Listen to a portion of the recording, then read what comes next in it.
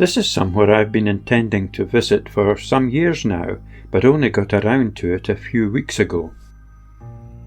Jupiter Artland is in the grounds of Bonington House, a Jacobean mansion with reputed Knights Templar connections. It's the family home of Robert and Nicky Wilson, and also to their most fascinating contemporary sculpture collection. As you enter the estate, the first big surprise are these shapely mounds of grass.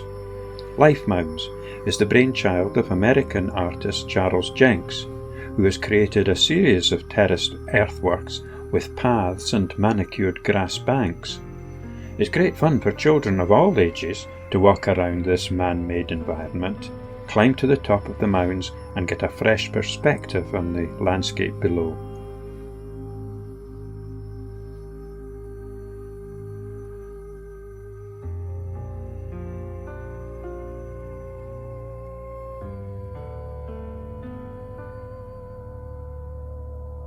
The first work I chanced on as I ventured into the woods is one of Jupiter's more austere, Suck by Anish Kapoor, a large plug hole disappearing into the ground, surrounded by a 17-foot-high rusty cast-iron cage. Out of sight, but close by, is Anthony Gormley's Firmament, a huge scaffolding-style structure of a falling man. Firmament, the ancient name for the night sky, suggests a map of celestial constellation, while also implying the form of a lost body within it. Literally, a drawing in space.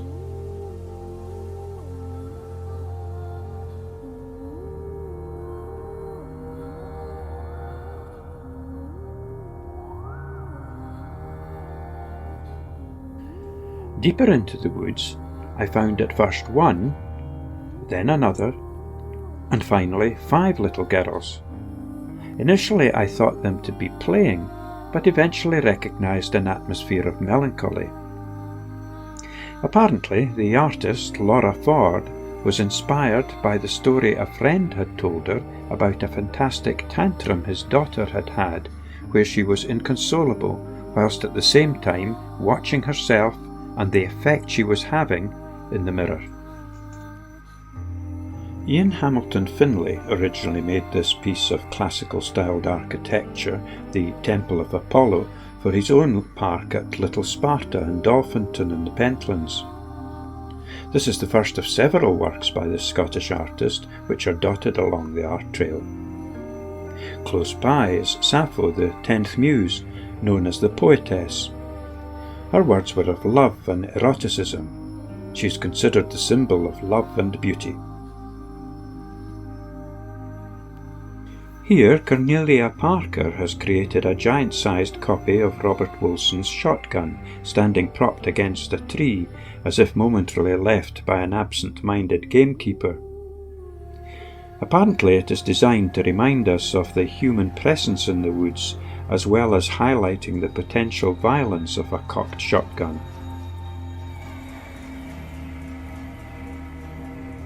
Nestled in the woodland, Quarry by Phillida Barlow brings together 3 sculptural objects made from concrete and steel. 2 columns, one 10 metres high and the other 12 metres. At the top each carries a great steel frame, roughly hexagonal, framing the canopy of the branches of the oak and the beech trees that sit throughout the estate. Completing the trio of structures is a mountainous and tottering stone staircase, which looks like a fragment of a much older flight of ruined fantasy steps. It is difficult to understand the significance of these pieces, but somehow they don't seem as out of place as they might.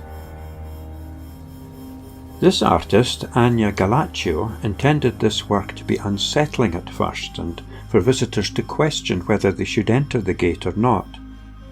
Once through the gate, they pass through a layer of black obsidian into an Aladdin's cave of amethyst walls that are very tempting to reach out and touch. The light pours out of me is a contemporary folly or grotto, a nod to the great tradition of British landscape gardening developed in the 18th century.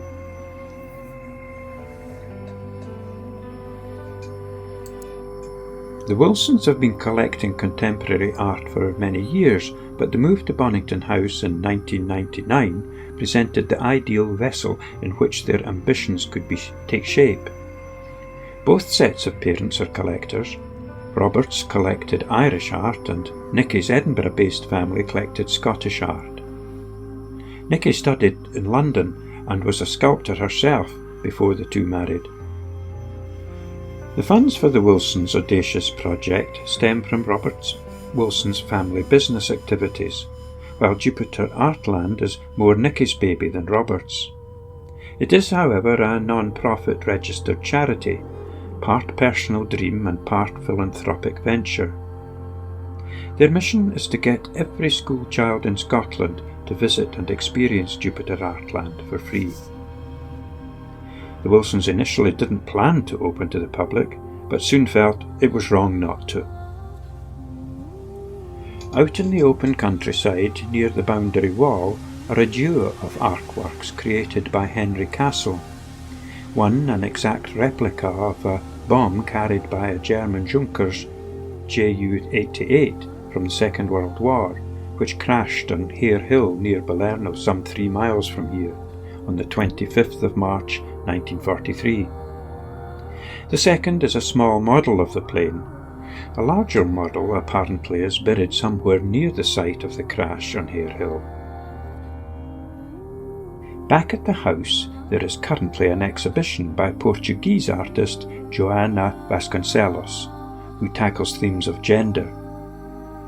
Glistening in the sun, this piece, Carmen Miranda, is a huge metallic stiletto.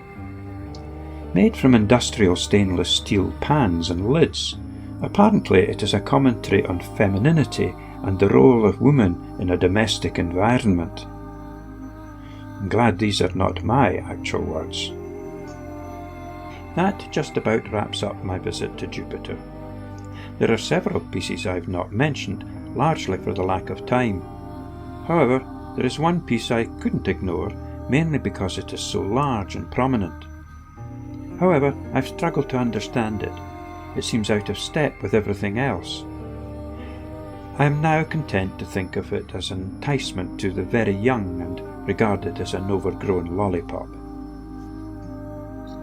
Finally, if you have not yet visited Jupiter Artland, I strongly commend you to do so, but you will have to wait till it opens again in the spring next year.